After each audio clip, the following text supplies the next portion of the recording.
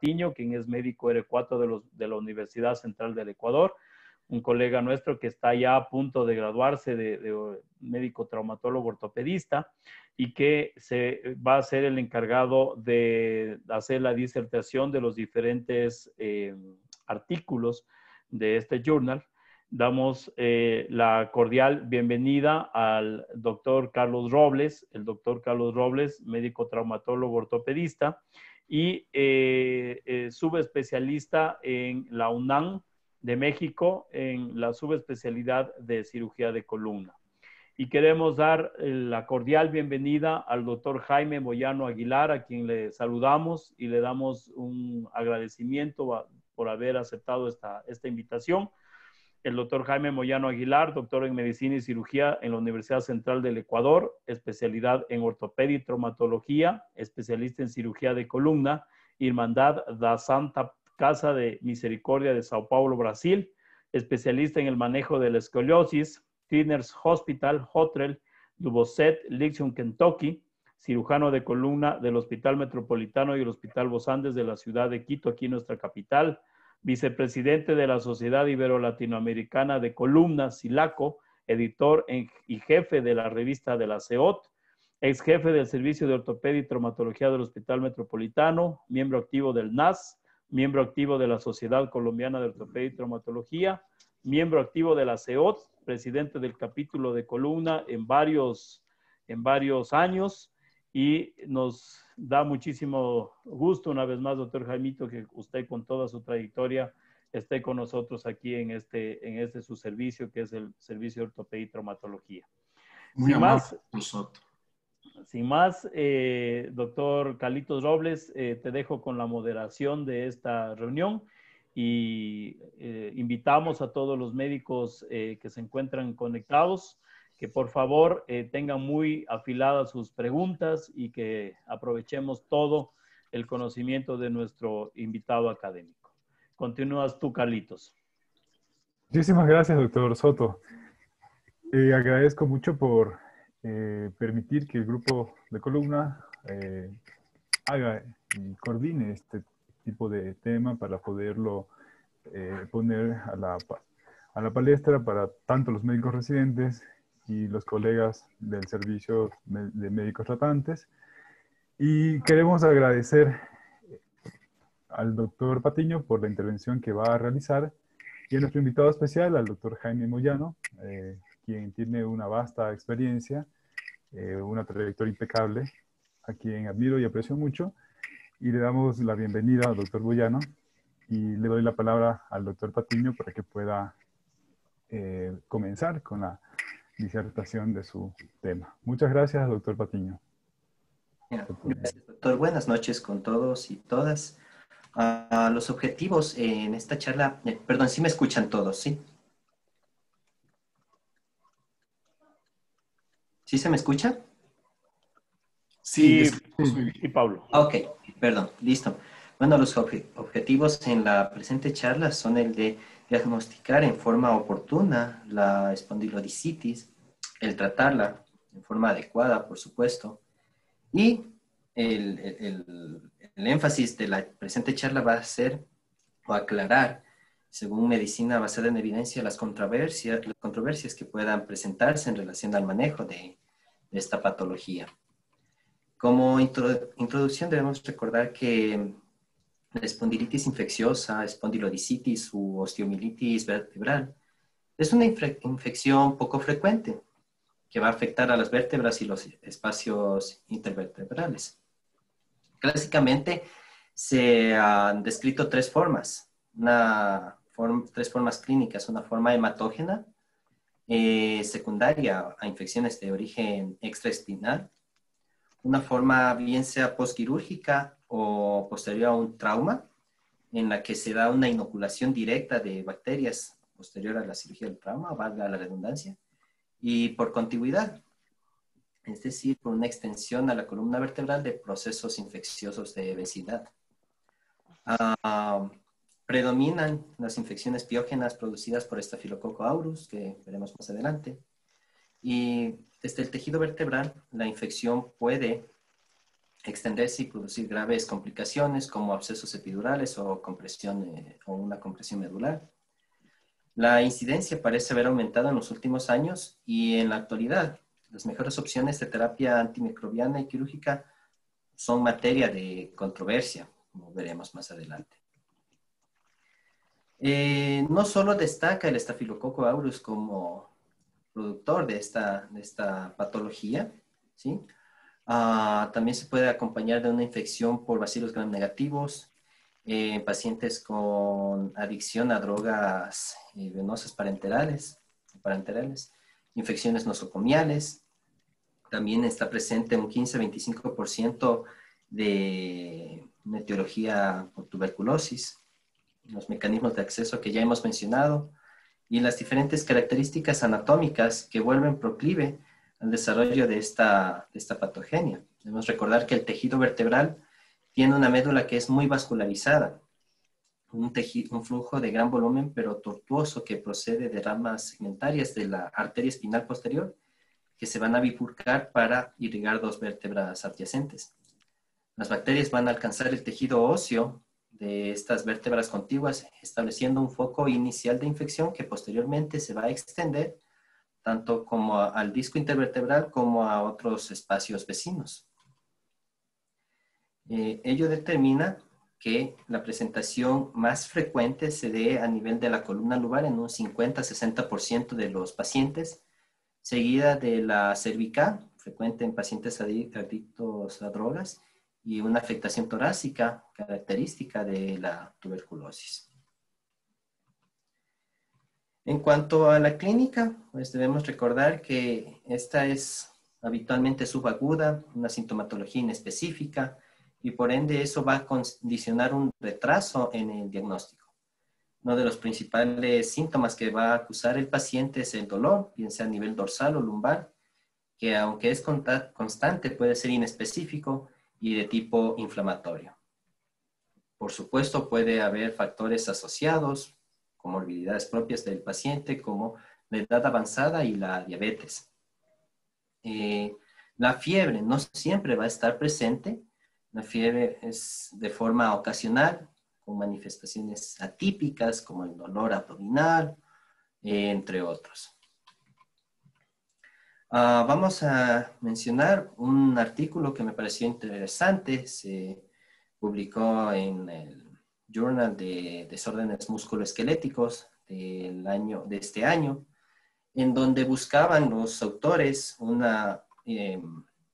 comprobar si los cambios en la resonancia magnética como en las imágenes de seguimiento se correlacionaban con los hallazgos de laboratorio en respuesta al tratamiento. Se incluyó en este artículo 48 pacientes con una espondilodicitis piógena que fueron sometidas a una resonancia a nivel basal, así como de seguimiento. Se valoró la extensión a nivel del edema a nivel de la médula ósea, la inflamación en los tejidos blandos paravertebrales, así como la afectación en la altura del disco. Esto se comparó con una analítica a nivel de lo que es el PCR y la BCG. Entonces se analizó estos resultados de tal manera que se hizo un seguimiento alrededor de 42 días, existiendo basados únicamente en la PCR, 19 pacientes que resolvieron el cuadro, 19 que continuaron presentándolo y 10 se agravaron. Por supuesto, la relación fue significativa entre los resultados del laboratorio con los cambios evidenciados en la resonancia magnética, tanto a nivel del hueso como de los tejidos blandos. Y fue mejor específicamente PCR con lo que es tejidos blandos, en tanto que la BCG se relacionó más con los cambios a nivel óseo. ¿Cuál es la conclusión? Por supuesto, que los hallazgos a nivel de la resonancia magnética de seguimiento en la espondilodicitis piógena muestran respuestas tisulares que son variables.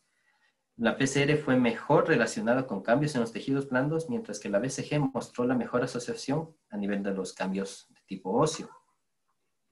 Entonces, haciendo énfasis en lo previamente dicho, estas son inespecíficas.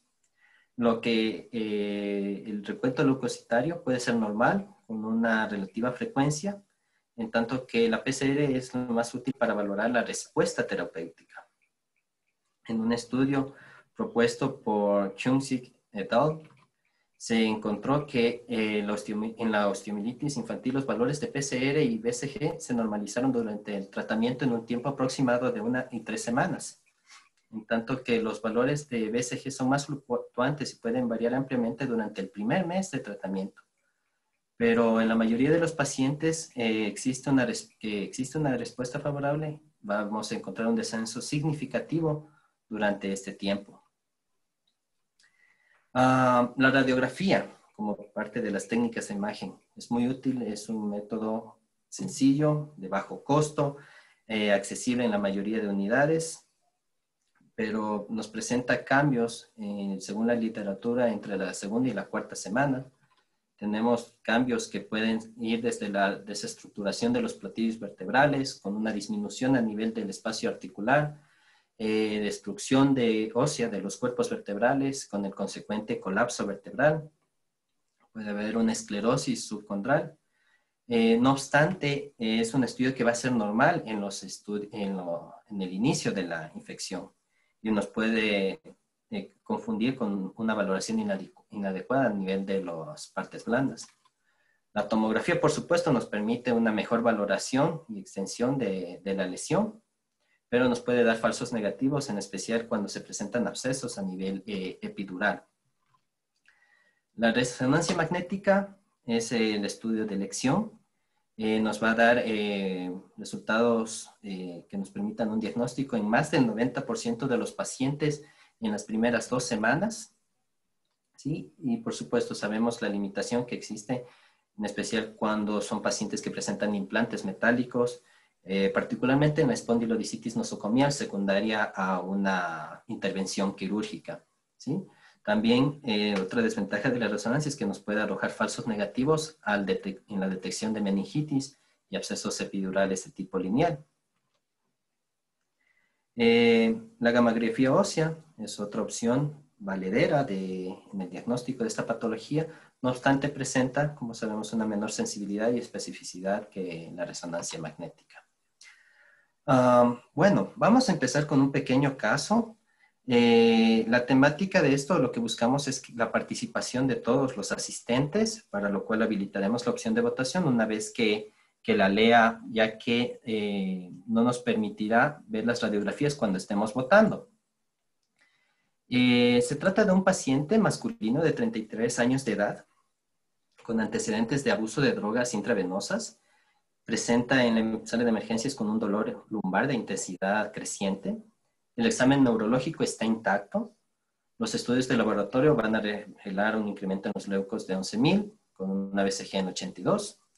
Se realizan 3 hemocultivos que son negativos. En la figura A, que está en la esquina superior derecha, vemos la radiografía. Y en la parte inferior, la resonancia magnética con imágenes ponderadas en T1 y con T1 y con STIR en la parte inferior derecha. La pregunta es, ¿el tratamiento inicial debe consistir en A, fisioterapia con terapia de apoyo, B, antibióticos intravenosos, C, una descompresión quirúrgica abierta y toma de biopsia, D, una biopsia percutánea guiada por tomografía, o E, repetimos la resonancia magnética en 6 semanas. David, por favor, si pudieses habilitar la opción de votación, te agradecería.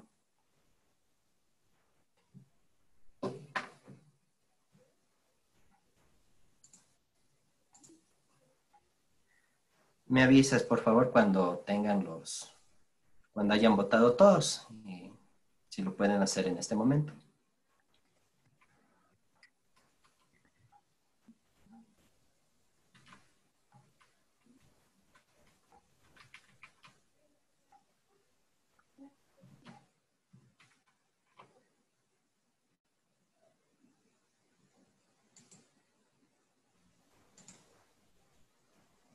Yo creo que podríamos ya dar fin a la votación, por favor.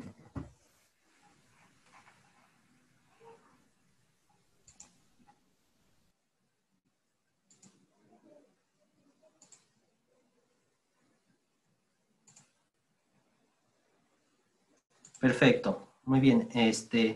Entonces vemos que la mayoría de las opciones, de los participantes escogieron la opción D. Y es precisamente importante reconocer esto, ya que un 40% de los participantes escogió otras opciones. ¿Valederas, justificadas? Bueno, vamos a ver según la evidencia lo que nos dice, ¿no? En cuanto al diagnóstico, como hemos mencionado previamente, es inespecífico.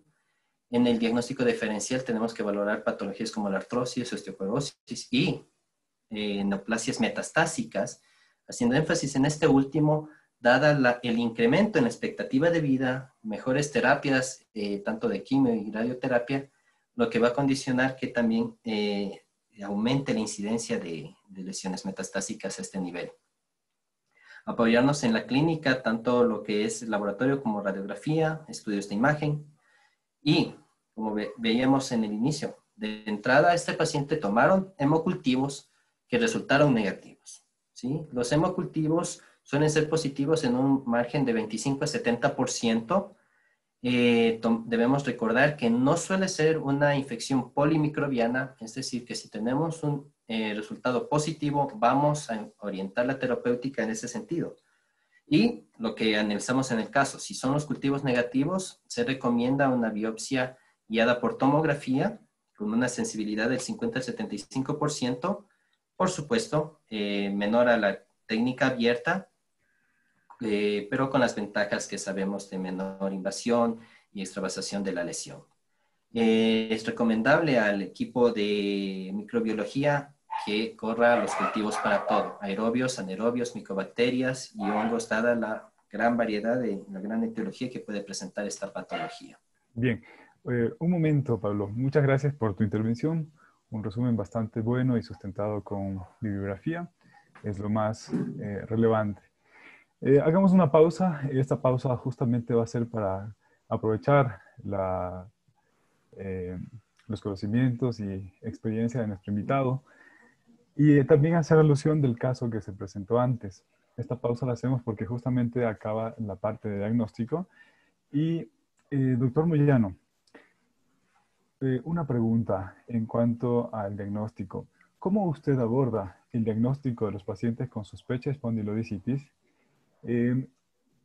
¿Usted tiene o existe un protocolo y sistemáticamente le realiza una batería de exámenes de gabinete a sus pacientes, o va a ser dependiendo del caso dependiendo del caso clínico, ya sea por anamnesis, examen físico y los estudios previos de imagen, aborda el diagnóstico? Por favor, doctor Moyano. Gracias, Carlos, muy gentil. Buenas noches con todos. En primer lugar, debemos recordar que siempre la historia clínica es el eje en el cual nos basamos antes de pedir cualquier estudio laboratorial. En anamnesis, saber si el paciente tuvo un antecedente, por ejemplo, de una infección, de un procedimiento odontológico, de un cateterismo, de un procedimiento quirúrgico, uso de drogas, por ejemplo, si el paciente es inmunodeprimido, es diabético, etcétera. Eso es muy importante. Eso ya nos orienta. En cuanto al examen físico, como bien lo indicó el doctor Patiño, el síntoma cardinal es el dolor axial con marcada limitación funcional, pudiendo no haber un cuadro febril. Ese sería el eje para el diagnóstico. En cuanto a estudios de laboratorio, totalmente de acuerdo, debe realizarse la PCR y la sedimentación. La PCR sabemos que se eleva antes que la sedimentación, es más rápida su elevación, pero en ciertos casos en los cuales tengamos dudas con la PCR y con la sedimentación, podríamos utilizar también el dímero D.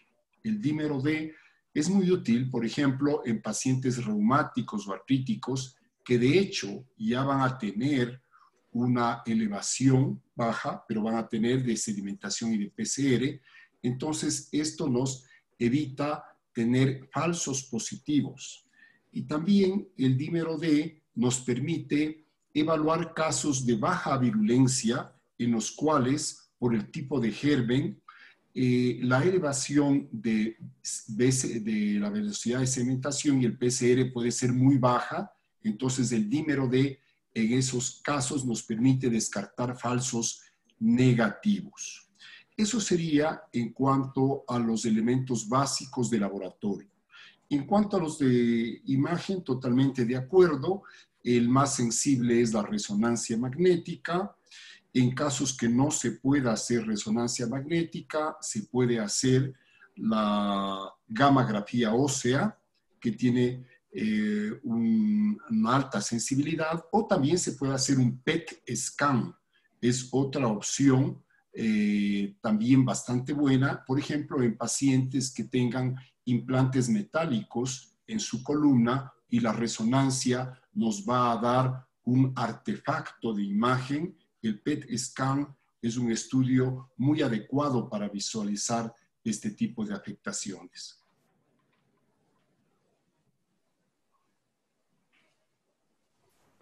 Bien, doctor. Muchísimas gracias por su respuesta. Yo creo que es bastante clara y es muy claro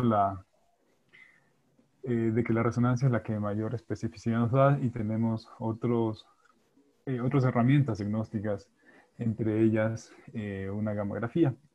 En mi formación también teníamos en el hospital donde hice la subespecialidad, utilizábamos la gammagrafía con la finalidad de ver en dónde había más hipercaptación del radiofármaco para de ahí tomar la muestra de la biopsia, tanto para cultivo e histopatología, y de esa manera tratar de disminuir el error de diagnóstico por laboratorio. Esto es como un aporte. Realmente era como un estudio que estaba realizándose y estaba todavía en proceso, todavía no lo publican, pero se fundamenta en que en donde haya más radiocaptación en el tejido óseo, de ahí se tomaba la muestra para poder mejorar el diagnóstico a través de la biopsia. Doctor Moyano, ¿y usted en qué casos considera realizar justamente lo que hablábamos antes de una biopsia dirigida ya sea por intensificador de imágenes o por tomografía que se la utiliza con la finalidad de hacer un diagnóstico específico, ya que la variedad de etiología en este tipo de patología es muy amplia y muchas veces se inicia un tratamiento empírico y el paciente no va bien y luego se reorienta el diagnóstico y tratamiento y a veces se pierde mucho tiempo y eso puede complicar al paciente, aumentando la morbimortalidad del mismo. ¿En qué casos usted, doctor, podría considerar realizar una biopsia percutánea o a cielo abierto? Por favor, doctor Moyano. Bien, realmente el tener la identificación del germen y su sensibilidad al antibiótico es elemento ideal como para garantizar la mejor respuesta posible del tratamiento en el paciente. Una opción, a veces antes de realizar la biopsia guiada por imagen, es el realizar un hemocultivo. Se pueden tomar 2 muestras de sangre y sobre todo, si es estafilococo, en el 60% de los casos el hemocultivo puede ser positivo. Recordemos que el estafilococo es el germen que con más frecuencia produce esta patología. Entonces, una opción es primero tomar 2 hemocultivos. Y si estos hemocultivos son negativos, pero el paciente tiene una clínica y estudios de laboratorio y de imagen que claramente nos están indicando que hay un proceso infeccioso, entonces yo parto a realizar una biopsia que generalmente pido a los radiólogos que le hagan guiada por TAC, pero es una técnica que el cirujano ortopédico de columna también lo puede hacer con mucha solvencia, guiado por intensificador de imágenes, ¿no? Generalmente es necesario hacer una triangulación y tomar 3 puntos de muestras y el estudio tiene que ser para gram positivo, tiene que ser para gram negativo, tiene que ser para hongos y adicionalmente se debe mandar para un estudio histopatológico. Nosotros sabemos que a veces el resultado puede ser negativo, no hay crecimiento. Sin embargo, en el histopatológico puede haber, por ejemplo, identificación de linfocitos o puede haber también presencia de granulomas en el caso de las infecciones micóticas que ya nos darán el diagnóstico. Entonces, yo utilizo como segunda opción la punción guiada por imagen y aguardo el resultado. Hay casos en los cuales uno puede saltarse esto y es en los casos que afectan mucho el estado general del paciente, como por ejemplo en pacientes que están en estado de sepsis o en pacientes en los cuales tienen un cuadro neurológico, un déficit neurológico. En estos casos está indicada entrar directamente con la antibiótico-terapia, que habría que asociar un fármaco gram positivo, meticilín resistente, por ejemplo, vancomicina, con un gram negativo, que podría ser, por ejemplo, una cefalosporina de tercera generación, y paralelamente se sabe ahora que aun cuando el paciente esté con antibióticos, si existe una buena técnica de toma de la muestra para cultivo y antibiograma, puede ser posible el identificar el germen. Recordando también de que dentro del análisis de laboratorio se puede estudiar también un estudio molecular. Se puede hacer un estudio molecular de la muestra para identificación de un germen sin necesidad de crecimiento, de esperar la siembra de la muestra y el crecimiento del cultivo. Y esto ya lo hacen en ciertos laboratorios de la ciudad. Bien, doctor. Muchísimas gracias, doc. Otra pregunta adicional. En cuanto a los hallazgos de imagen, ¿cómo usted, esta pregunta va encaminada no solamente para los colegas residentes, que son el motivo de este journal, sino también para nosotros? ¿Cómo usted hace la diferencia radiológica entre una espondilodicitis de origen piógeno y una de origen por micobacteria, por el Mycobacterium tuberculosis, que es el más frecuente de estas micobacterias? ¿Cómo usted lo hace, si a muy breves rasgos, en su experiencia, que es muy amplia, cómo hace la diferencia y dice, esto me sospecha más para piógeno y con estos hallazgos me inclino más hacia una micobacteria? Por favor, doctor Moyano. Bien, por localización, generalmente a nivel lumbar, que son las más frecuentes, uno debe primero sospechar por frecuencia una infección bacteriana, y a nivel torácico, uno por frecuencia debe pensar más en que podría ser un mal de Pot. En segundo lugar, en la infección bacteriana, generalmente la afectación son de dos cuerpos contiguos y el disco, ¿no? Pero generalmente no hay un absceso paravertebral ni un absceso epidural. Eso es más propio del POT. En el POT también podemos ver, generalmente pues se puede ver si es lumbar, que es menos frecuente, pero si hay es un absceso en el psoas. Eso es más frecuente del POT. En cuanto a la afectación del disco, en la espondilodicitis piógena se puede ver una hipercaptación a nivel también del disco.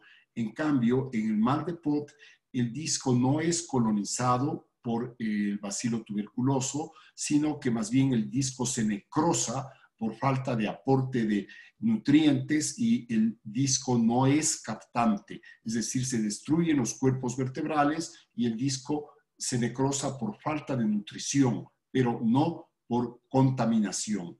Esa sería otra diferencia importante también. Gracias, doctor. Bastante claro. Y una última pregunta en este bloque de diagnóstico. De los casos que usted ha tratado con espondilodicitis, ¿qué grupo de pacientes, según su etiología, ha tenido el peor y mejor desenlace clínico radiológico, Doc, por favor? Bien, yo pienso que tanto el mal de Pot como la osteomielitis hematógena tienen una muy buena evolución. Los casos que tienen peor evolución son los casos nosocomiales, los casos que son complicaciones de infecciones quirúrgicas. Muchas de estas, las infecciones, son a bacterias mixtas, no a un solo tipo de bacterias. En estos casos a veces es más complejo el tratamiento. Incluso algún momento yo vi un paciente que había sido operado de una hernia de disco y en el posoperatorio comenzó a tener dolor lumbar. Y como tenía dolor lumbar, le realizaron una infiltración peridural con corticoide para manejo del dolor. Y se trataba de un paciente con una espondilodicitis a consecuencia del procedimiento quirúrgico y el paciente llegó en un gran estado de sepsis. O también casos que he visto de pacientes que han sido tratados quirúrgicamente en la columna y han evolucionado con infección más un cuadro de meningitis o de sepsis. A veces también la infección se ha asociado a un proceso de ruptura del saco dural, infección intrarraquídea. En esos casos, el manejo es mucho más complejo, son pacientes que van a terapia intensiva y el momento en que el terapista intensivo encuentra que el paciente puede soportar una cirugía, hay que planificar un procedimiento ya definitivo, no es un paciente que le podemos estar metiendo muchas veces al quirófano. Muchas gracias, doctor. Bastante claro y bastante enriquecedora su aporte, muy valioso. Gracias, doctor Moyano, y seguimos con la parte del tratamiento, doctor Patiño, por favor. Gracias, doctor. Bueno, en la parte del tratamiento, lo que se buscan dos objetivos primordiales son tanto la erradicación de la infección como el mantenimiento de la función mecánica de la columna. Para ello nos vamos a valer de lo que es la terapia antibiótica, en tanto que la cirugía se puede reservar para un 10 a 25% de los casos. Es importante prestar una especial atención a la situación neurológica a fin de que podamos detectar precozmente complicaciones quirúrgicas como la compresión medular o el absceso epidural que ya hemos conversado previamente. Bueno, tenemos un segundo caso muy similar al primero. Varón de 69 años de edad, masculino, que acude a urgencias por una lumbalgia de una semana de evolución. Resalta en su historial tener diabetes y aterosclerosis, tratada con un stent hace 7 años. Fue recientemente hospitalizado por una infección a nivel del tracto urinario, tratada con antibióticos orales. Al examen físico está febril, no existen déficits neurológicos. En el laboratorio tenemos leucocitos en 10.300, una BCG de 35 y PCR de 13. Se realiza la radiografía y resonancia magnética que se muestra en sus pantallas. Se realizan hemocultivos repetidos y ambos muestran el crecimiento de Staphylococcus aureus sensible a meticilina. ¿Cuál es el siguiente paso más apropiado en el tratamiento? A, una biopsia. B, remisión a un ortopedista o oncólogo. C, el uso de antibióticos intravenosos específicos del organismo. O D, vamos por las opciones quirúrgicas, un debridamiento lumbar posterior o E, debridamiento lumbar anterior. Por favor, David, si nos ayudas con la opción de votaciones.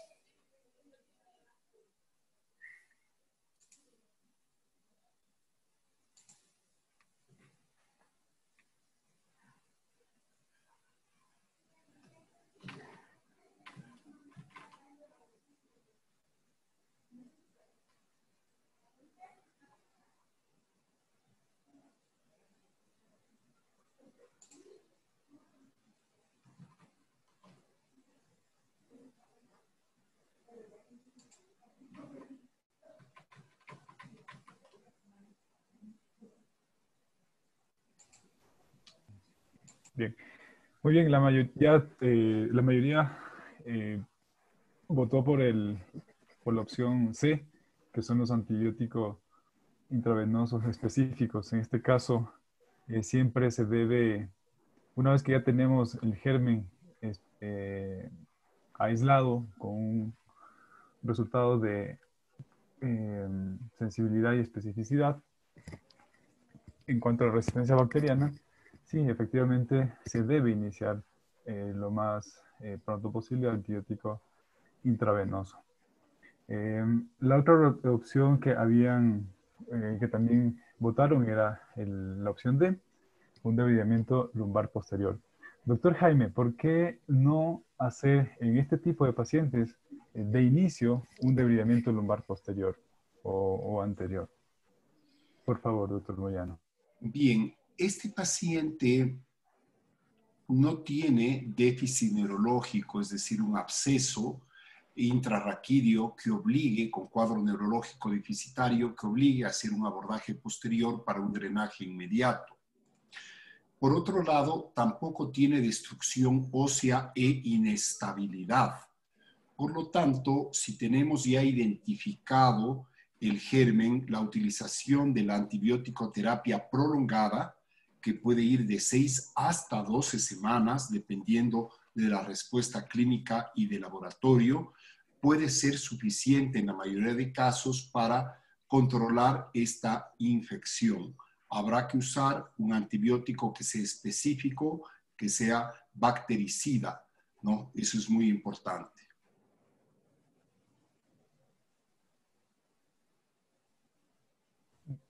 Muchas gracias, doctor Moyano. Continuemos, doctor Patiño, con la presentación. Por favor. Listo. Gracias, doctor. Entonces vamos a analizar un artículo tomado del Surgery and Research en ortopedia y traumatología sobre la seguridad y eficacia de la instrumentación percutánea combinada con el tratamiento antibiótico en pacientes con espondilodicitis. Se analizaron en esta serie el uso de tratamiento antibiótico en 28 pacientes en 4 años, analizando el dolor de espalda, la calidad de vida, la deformidad sagital y complicaciones de la instrumentación percutánea a nivel de la espondilodicitis. Para ello se valoraron la escala visual análoga del dolor, el EQ5D, que es un indicador de morbilidad, de calidad de vida, así como el índice sagital a nivel radiográfico en 28 pacientes, con seguimiento a los 5 días, 6 semanas, 3 meses y 1 y 2 años. Estos índices fueron mejorando desde el preoperatorio hasta el postquirúrgico en 2 años. Hubo un descenso significativo en el índice sagital de 15 grados en el preoperatorio a 9.6 grados en el postquirúrgico, en tanto que la fusión intersomática fue completa en un 60%, parcial 17% y no hubo unión en el 21% de pacientes. El tratamiento antibiótico se suspendió a las 6 semanas en un 82% de los casos, a los 3 meses en el 17.9%, sin que exista una complicación séptica. La conclusión fue que la instrumentación percutánea mejoró el control del dolor, la calidad de vida y previno la cifosis. Esto no afectó el tratamiento antibiótico y no se observaron complicaciones sépticas. Vamos a hablar en cuanto al tratamiento antibiótico. Para ello es importante recordar que no existen ensayos clínicos prospectivos sobre la terapia antimicrobiana de elección, digámoslo así, para la espondilodicitis. Los antimicrobianos, así como en otras zonas óseas del cuerpo, tienen una escasa penetración por las circunstancias fisiológicas características en pacientes con osteomielitis, la inflamación, la isquemia, necrosis e incluso la formación de secuestros óseos. Es por ello necesario un tratamiento prolongado con altas dosis por vía parenteral a fin de conseguir una curación microbiológica. Normalmente se utiliza pautas de monoterapia en forma parenteral y la combinación de antimicrobianos se reserva para fases de mantenimiento en forma de vía oral. En cuanto a lo que vimos previamente, pacientes que no tenemos hemocultivos positivos, Empezaremos con una terapia empírica orientada principalmente a estafilococos, estreptococos y bacilos, inclusive bacilos gram negativos, según los antecedentes del paciente. Se puede optar por combinaciones de dicloxacilina más cefotaxima, ceftriaxona, ceftazidima o ciprofloxacina en pacientes alérgicos. Usaremos vancomicina. Incluso hay series en las que se optó por usar cefazolina en pacientes alérgicos a beta-lactámicos que no presentaban una hipersensibilidad severa. Y para la pauta oral se puede utilizar quinolonas o una combinación de cefalosporinas más rifampicina. Optaremos por céfalos de tercera generación para el uso en bacilos de gram negativos y se puede asociar con quinolonas. La duración varía según la literatura. La más aceptada es un curso intravenoso de 4 a 6 semanas y de 2 a 3 meses para la terapéutica oral posterior a la hospitalización. Este es otro caso del Journal de Clinical Neuroscience. Es publicado recientemente en cuanto a los resultados y los factores de riesgo para la espondilodicitis espontánea. En esta se incluyó una serie de 162 pacientes entre el 2012 al 2016. Es un estudio italiano. Y también revisaron 18 años de literatura en la que valoraban el tratamiento conservador o el quirúrgico. Para ello se analizaron predictores de déficit neurológico, el colapso vertebral, así como el tratamiento quirúrgico. La infección tuberculosa, la coexistencia de morbilidades y el colapso vertebral fueron predictores para pacientes sometidos a una intervención quirúrgica. La espondilodicitis cervical, el colapso vertebral y la colección epidural se asociaron con un mayor riesgo de desarrollar déficits neurológicos, como ya conversaron previamente los panelistas, mientras que la de tipo tuberculoso se asoció con un mayor riesgo de colapso vertebral. Los criterios de inclusión analizaron todos los estudios que incluyeron descripciones de infección en la columna vertebral, tanto en series longitudinales como retrospectivas, valiéndose de un diagnóstico tanto clínico como radiológico confirmados, estudios publicados en inglés y series consecutivas de pacientes adultos con espondilodicitis tanto quirúrgica como conservadora en la terapéutica, ¿sí? Los estudios que fueron pequeños, con menos de 30 pacientes o publicados en otro idioma, fueron excluidos.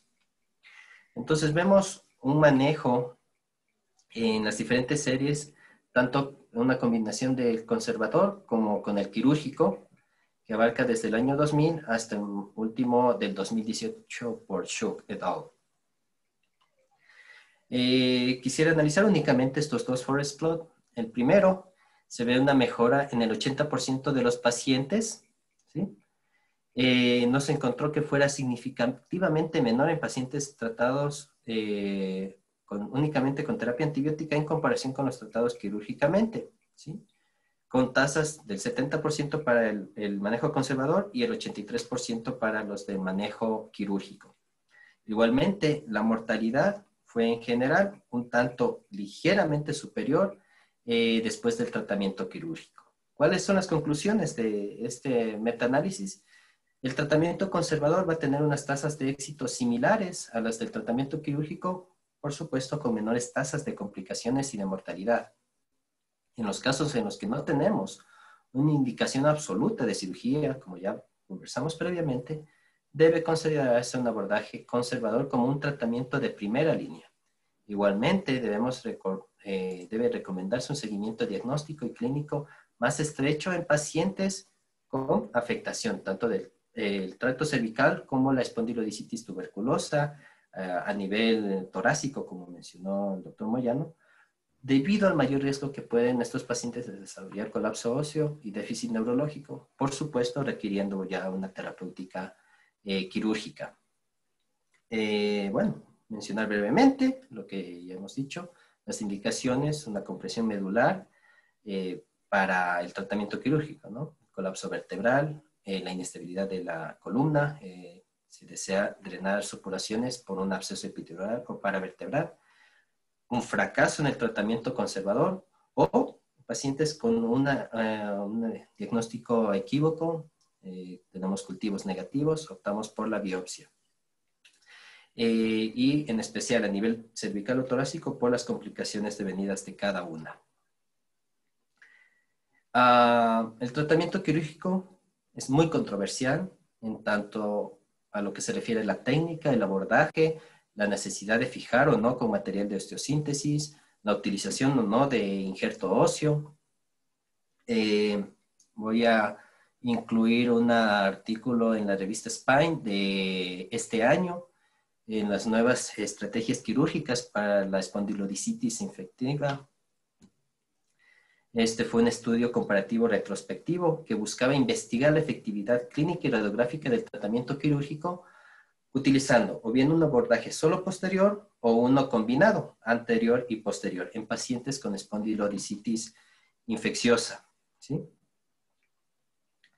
Es importante recordar que la espondilodicitis se da a nivel del cuerpo vertebral, por lo que la vía de acceso anterior suele ser o solía ser la más efectiva en artículos o revisiones de años previos.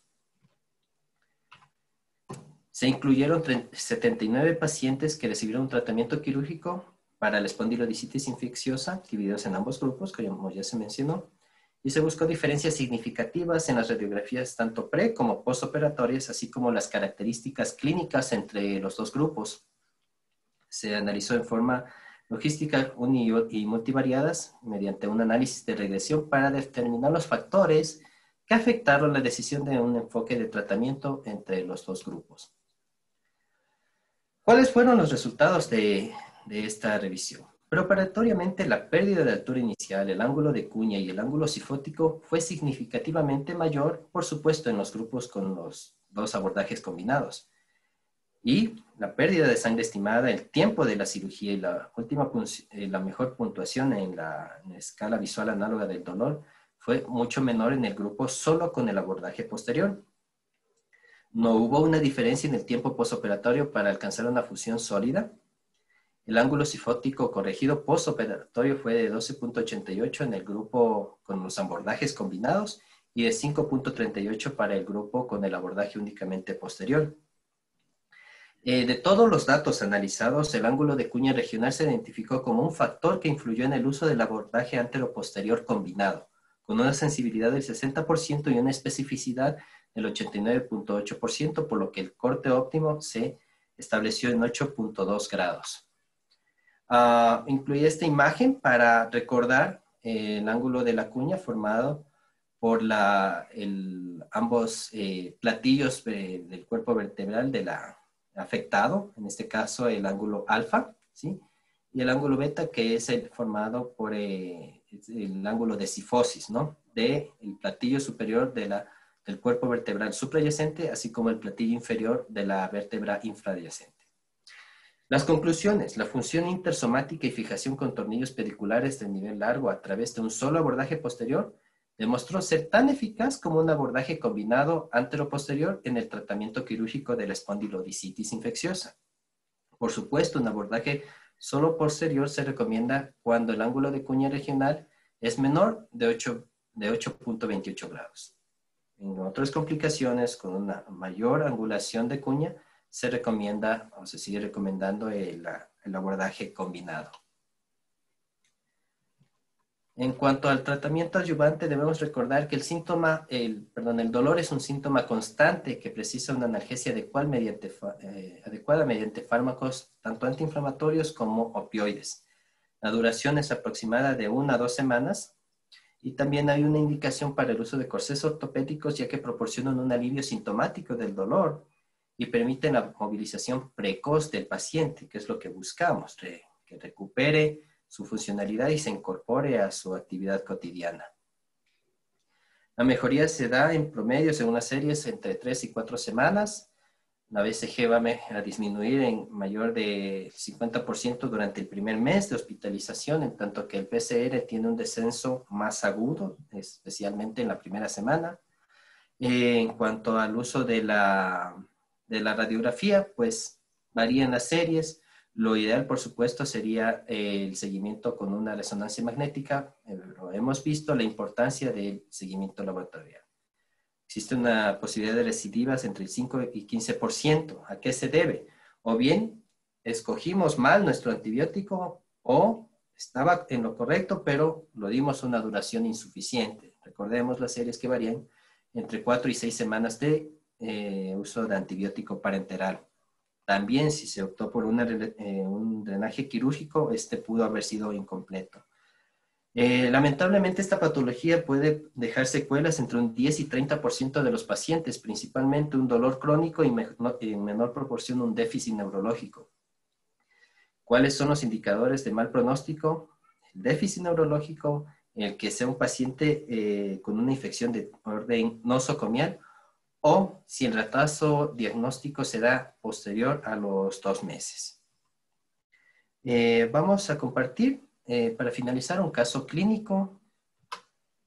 Se trata de un paciente de 28 años, de instrucción superior al momento de su lesión, desempleado, estado civil casado, católico. El antecedente importante de ese paciente es una herida por proyectil por arma de fuego en un asalto en el año 2014.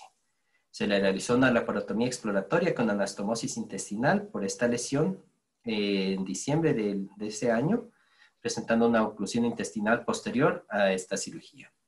En la historia familiar, su madre con diabetes y no presenta alergias. El paciente acude a la consulta por presentar una lumbalgia que inicia en noviembre del 2015, presencia de una fiebre de 39 grados, que llega hasta los 99 grados, pero en forma ocasional, un EVA importante, 7-8, que aumenta con el decúbito prono y mejora con el decúbito lateral, y no presenta mejoría con el manejo conservador. En las diferentes escalas de valoración tenemos un Oswald de 44%, Roland Morris de 14/24, el SF 36 para riesgo tanto físico como mental de 35-38. Lo ideal, lo normal es que esté cercano a 50, ¿ok? Y un índice de masa corporal en sobrepeso. A la exploración física tenemos una marcha bipodálica, plantrígrada, claudicante a expensas del miembro inferiores, que es dolorosa. La fuerza, tenemos una disminución a nivel, en la escala de Dennis, a nivel del lado predominante del lado izquierdo, en L3 a S1, 4/5. La sensibilidad empieza a disminuir en L5-S1 con los reflejos conservados. El EVA lumbar está en 8/10, el radicular en 5/10. No tenemos signos de lesión a nivel de neurona motora superior y positivo en la serie con el Braga. Estas son las imágenes clínicas. Si podemos apreciar en la imagen de la izquierda un descenso a nivel del hombro del lado izquierdo. En la proyección sagital vemos una adecuada postura del paciente e igualmente el descenso en el hombro izquierdo en la imagen de la cara posterior. Este es un video para el paciente antes en el prequirúrgico, con los hallazgos ya descritos en el examen físico.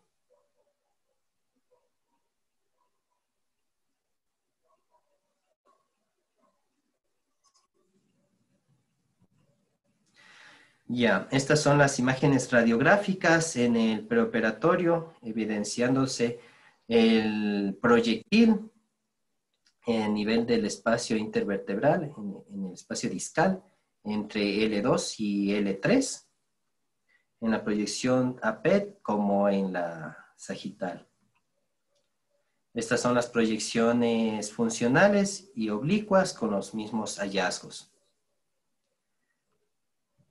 Es importante recalcar la zona de esclerosis a nivel del platillo superior de L3 e inferior de L2. Tenemos las imágenes de resonancia magnética con ponderación en T2 y el importante edema óseo con la lesión hiperintensa en este nivel en los diferentes cortes, como pueden observar en pantalla. Aquí tenemos la ponderación en T1, T2 y la supresión grasa que confirma el diagnóstico de carácter inflamatorio de esta lesión.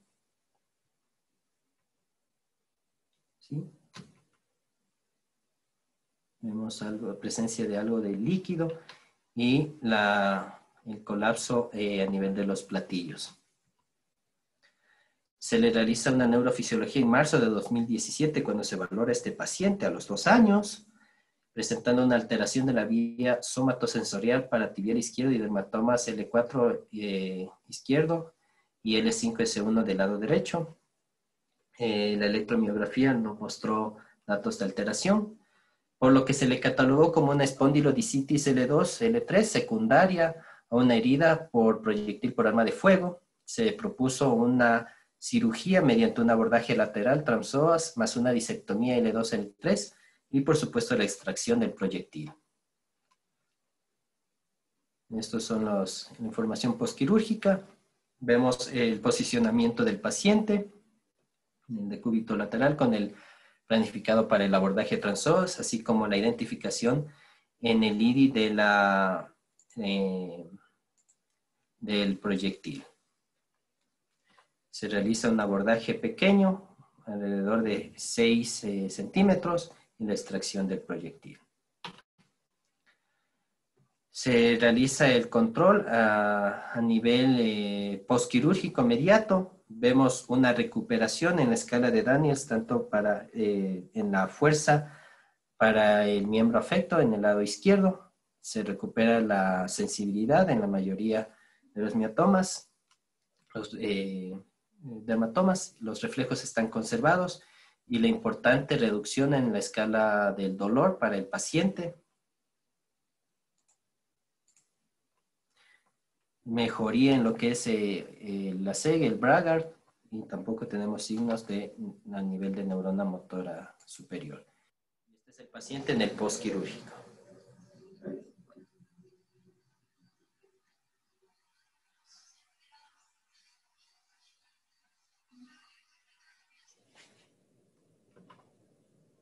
Estas son las radiografías de control pre y post quirúrgico. Esta es la proyección anterior y la proyección lateral, ¿sí? Mantenemos una disminución a nivel de lo que es la altura del disco intervertebral L2, L3 con la presencia de la esclerosis a nivel de los platillos superior de L3 e inferior de L2.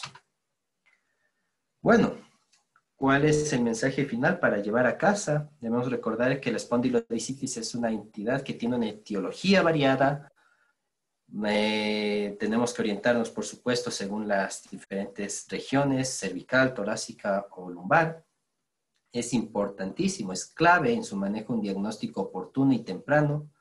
No se debe escatimar en recursos tanto de imagen como de laboratorio para llegar a un diagnóstico adecuado. El tratamiento antibiótico debe ser dirigido, bien sea por un resultado en el hemocultivo o por la obtención de una biopsia guiada por tomografía. Es por ello valedero considerar la realización de la misma para la toma de cultivos ante un resultado o 2 resultados negativos en los cultivos previos. El manejo antibiótico va a apoyarse en la cirugía, por supuesto siendo mandatoria la clínica que presente el paciente. Muchas gracias. Muchas gracias, Pablo, por tu intervención. Yo creo que bastante completa y muy concisa. Gracias, Pablo. Ha hecho una buena presentación. Para finalizar, vamos a hacer unas preguntas adicionales, doctor Moyano, en cuanto al tratamiento. Y por favor, a nuestros participantes que nos envíen sus preguntas para poderlas plantear tanto al expositor como a nuestro invitado.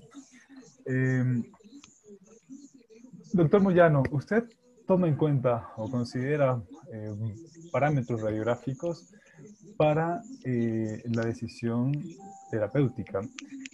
Para si un paciente va a cirugía de inicio, ¿y cuáles son estos parámetros que usted consideraría para cirugía?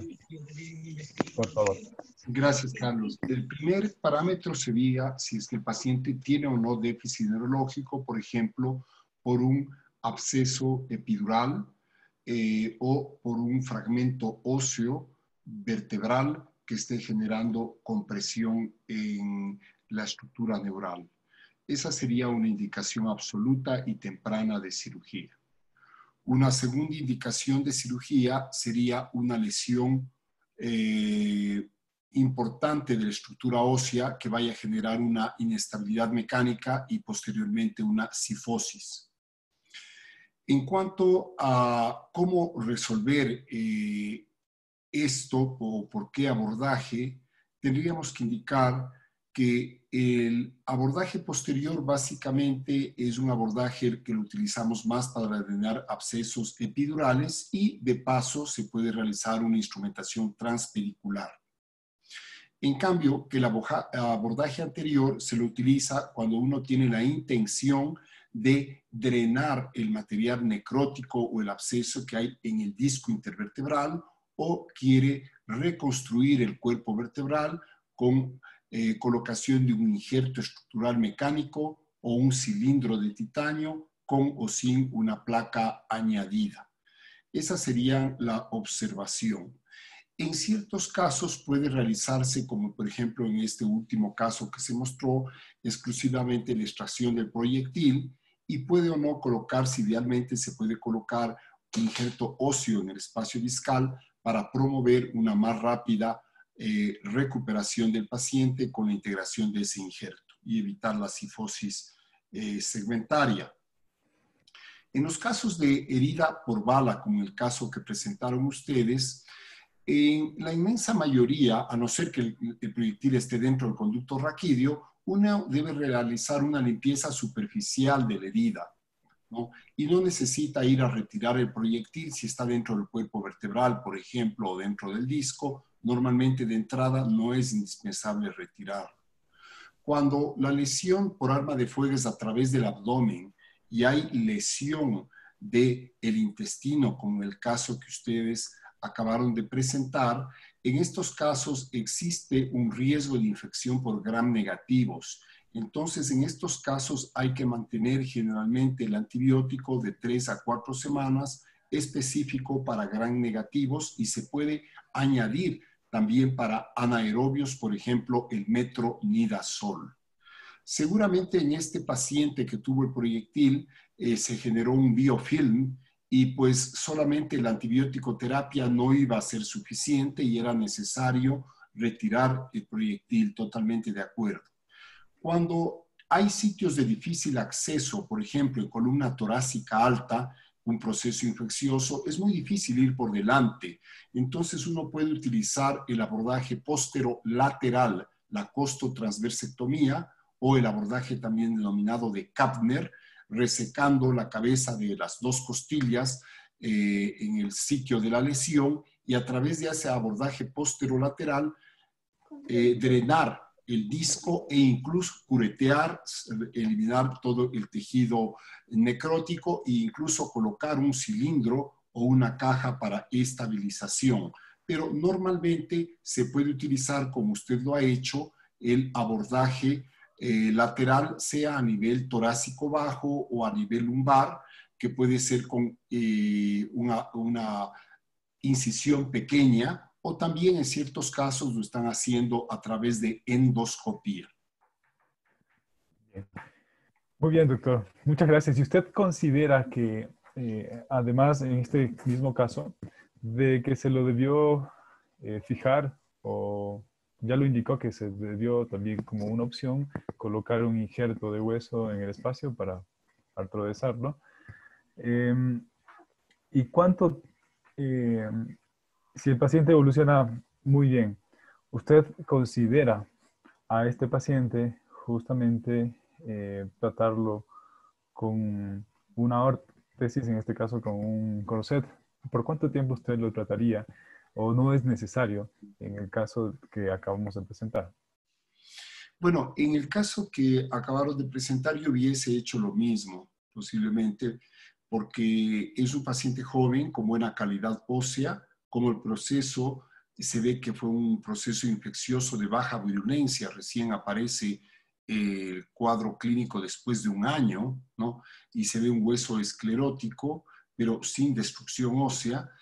Simplemente el ir a extirpar el proyectil y corretear pequeñamente alrededor de eso pero entiendo que no hubo necesidad de realizar una extracción masiva del anillo discal, entonces no se generó una inestabilidad y por lo tanto sí era suficiente extraer el proyectil y raspar el tejido vecino. Yo pienso que eso era suficiente en este caso, ¿no? El uso del órtesis ayuda sobre todo desde el punto de vista sintomático y evita los movimientos de flexión, da confort al paciente y yo generalmente les utilizo por 3 meses este tipo de órtesis. Bien. Muchas gracias, doctor Moyano. En cuanto a eso, yo creo que para terminar el caso estamos bastante claros que se hizo una cirugía necesaria, ni más ni menos para este caso. Como usted bien lo indicaba, es un paciente joven que presentó síntomas después de casi un año de lo que le sucedió. Entonces es bastante interesante y por eso lo pusimos, porque justamente la virulencia de este germen bastante baja para que no le produzca un estado séptico y le complique al paciente. A pesar de que pasó por el intestino está lleno de bacterias y hubiese terminado en una catástrofe séptica del paciente. Gracias, doctor Moyano. En cuanto al tratamiento quirúrgico, cuando usted considera instrumentar a un paciente, ¿lo hace también lo haría usted en el mismo tiempo quirúrgico cuando hace el debridamiento? ¿O se espera a que evolucione el paciente y en un segundo tiempo instrumentaría? Por favor, doctor. Yo prefiero siempre realizar la instrumentación el mismo momento, siempre y cuando estoy seguro de que he hecho una buena limpieza y drenaje del proceso infeccioso. Y generalmente se consigue. Si uno está seguro que ha podido eliminar todo el tejido necrótico e infeccioso, puede utilizar de entrada la instrumentación. Esto le evita al paciente una segunda cirugía y por lo tanto más morbilidad y costos y acelera la osificación de la estructura vertebral, disminuye el dolor, permite más movilidad y evita también la presencia de un espacio muerto, ¿no? Una cavidad que va a propender a una recidiva de la infección. Perfecto. Muchísimas gracias, doctor. Y en su experiencia, ¿usted qué complicaciones pudo presenciar durante su formación o durante los más de 30 años que lleva como cirujano de columna? ¿Qué complicaciones puede haber cuando hay cirugías correctivas de las secuelas por la deformidad que generan este tipo de infecciones, sobre todo las de origen tuberculoso? ¿Qué complicaciones ha tenido usted, Doc, y cómo las ha resuelto? Si se acuerda de un caso así muy específico que nos ayude, que nos aporte para la mejor toma de decisión. Por favor, doctor Jaime. Bien, por ejemplo, en el mal de Pot, ¿no? La principal complicación que yo tuve en los primeros años fue en que la artrodesis que se realizaba en esa época con peroné, ¿no? Frecuentemente no tenía la suficiente longitud. Es decir, en el POD recuerden que se afectan varios cuerpos vertebrales y se genera una cifosis focal en ángulo agudo y una paraparesia de estos pacientes. Nosotros vimos mucho POD y frecuentemente las instrumentaciones, los injertos, no eran lo suficientemente largos y por lo tanto teníamos con el crecimiento una cifosis residual. Esto se lo resuelve, en esa época lo resolvíamos colocando injertos peroné sucesivos, un injerto pequeño en el ángulo mismo de la deformidad, un injerto mediano un poquito más adelante tomando las vértebras subsiguientes y un tercer injerto más largo tomando ya las vértebras más alejadas.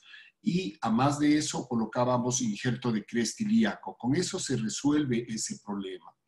Problemas de soltura de injerto es otro riesgo, o soltura de implante, pero es muy poco frecuente. Eso habría que analizar si es un solo injerto y si se soltó totalmente, pues eso implica una nueva cirugía, pero eso no he tenido. El principal riesgo es la cifosis a largo plazo. Y si uno quiere resolver estas secuelas de mal de Pot que generan cifosis a largo plazo, la técnica actualmente más indicada son las osteotomías tipo 5 o 6 de resección vertebral que se les hace por vía posterior, se reseca las 3 columnas vertebrales y se corrige la deformidad colocando barras atrás y un cilindro de titanio adelante, todo esto por vía posterior, pero sin cirugías complejas, con bastante sangrado y con riesgo neurológico, por lo tanto deben ser realizadas bajo monitorización de potenciales tanto sensitivos como motores. Pero esa sería la forma de resolver esta secuela que es la cifosis residual, sobre todo en el POT. En la osteomielitis piogénica, ese riesgo prácticamente no hay, a no ser que sea un caso muy avanzado que no fue tratado. Más bien, en los casos de osteomielitis piogénica, yo lo que he visto como riesgo, sobre todo en los casos tratados quirúrgicamente, ¿no?, como secuelas, es las lesiones del saco dural que obligan la reparación para evitar la meningitis. Y estas lesiones del saco dural no necesariamente son producidas en el momento del primer acto quirúrgico, sino son una consecuencia que se da por el proceso infeccioso que reblandece el saco dural. Se puede utilizar los sistemas BAC cuando tratamos a estos pacientes, pero no se debe colocar la esponja directamente sobre el saco dural, sino que uno debe suturar un poco la estructura muscular y encima de eso poner el BAC y trabajar de forma intermitente, no a presión continua y a presiones bajas o moderadas, no a presiones altas. Nunca poner la esponja del BAC directamente sobre el saco dural. Muy claro, doctor. Muchísimas gracias. Y para finalizar, tengo una última pregunta, doctor.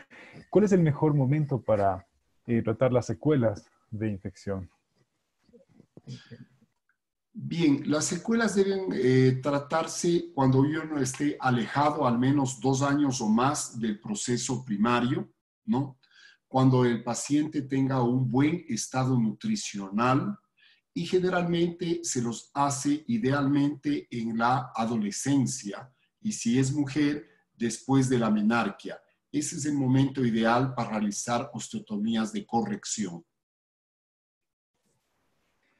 Estimado doctor Moyano, agradecemos mucho su participación.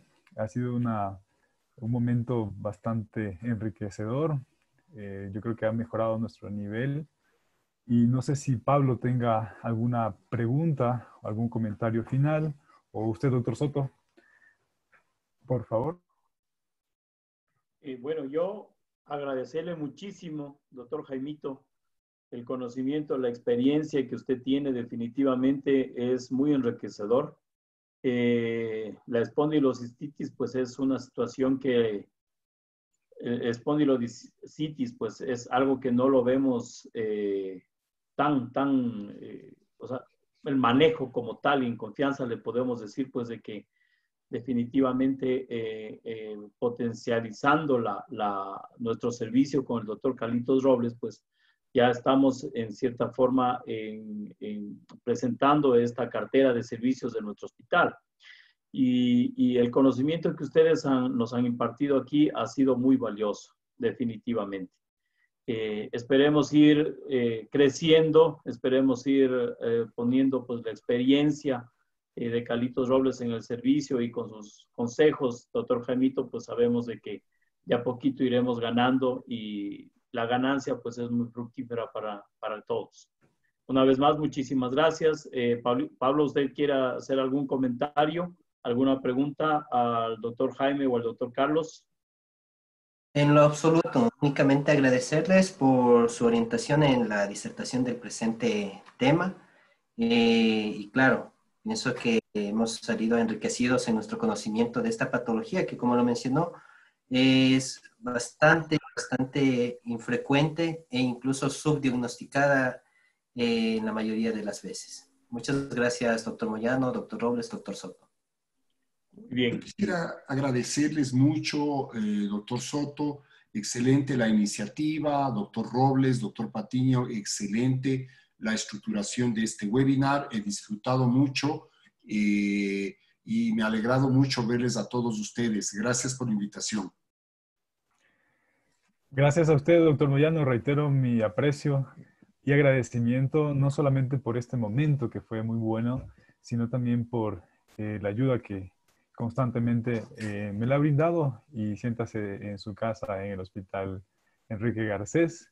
Y doctor Moyano, iniciamos de poco a poco en el servicio, ofreciendo la cartera de servicios, y siempre usted será nuestro referente, no solo en Quito, sino a nivel de Ecuador y de Latinoamérica. Y también una muy buena noticia para el país: el doctor Moyano el próximo abril asumirá la presidencia de la Sociedad Ibero-Latinoamericana de Cirugía de Columna.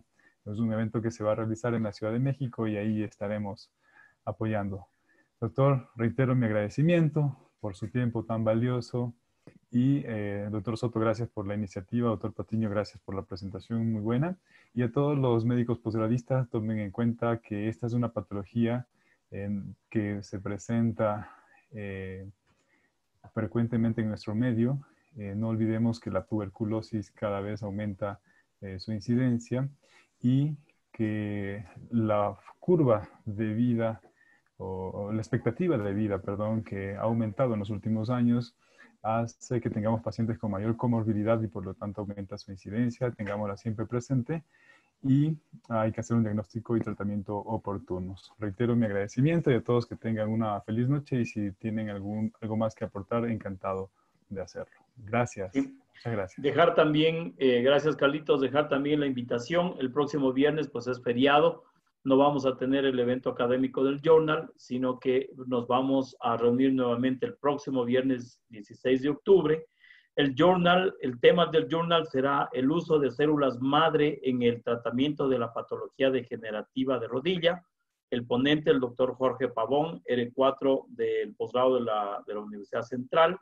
El moderador, el doctor Fabián Pilco, y tendremos dos invitados, el doctor Esteban Santos y el doctor Paul Terán, que son referentes internacionales y que tienen una vasta experiencia también, han confirmado su participación, muy gustosos de estar con nosotros en 15 días.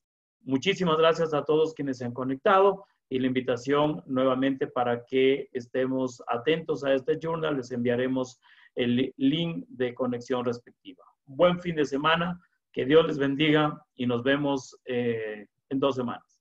Hasta luego. Chao, doctor Remito. Muchas gracias. Gracias. Gracias a todos. Gracias, doctores.